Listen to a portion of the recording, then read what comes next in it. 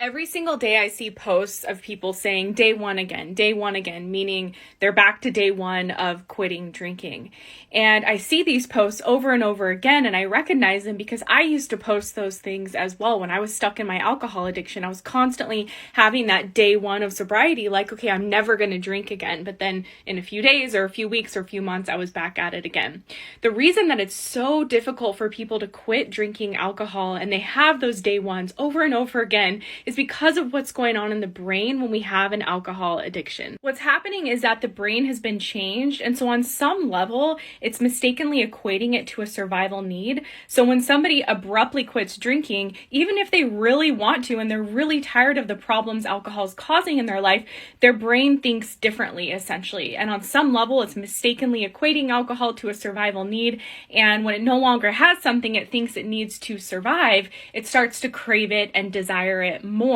And so that's why so many people have all the best intentions, myself included, to finally quit drinking, but then they give in to the urge again a few days, few weeks, few months down the road. But this is also why naltrexone and the Sinclair Method are such an incredibly effective treatment, because it deals with what's going on in the brain at the root level, and over time it actually reverses the alcohol addiction neurologically.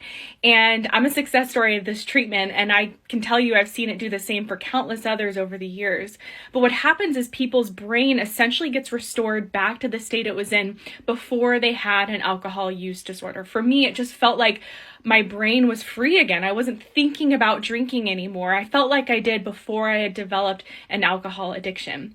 This is the only treatment that is out there that actually works to fix the alcohol addiction at the root level and ultimately over time completely eliminate the alcohol craving, which is the number one cause of relapse.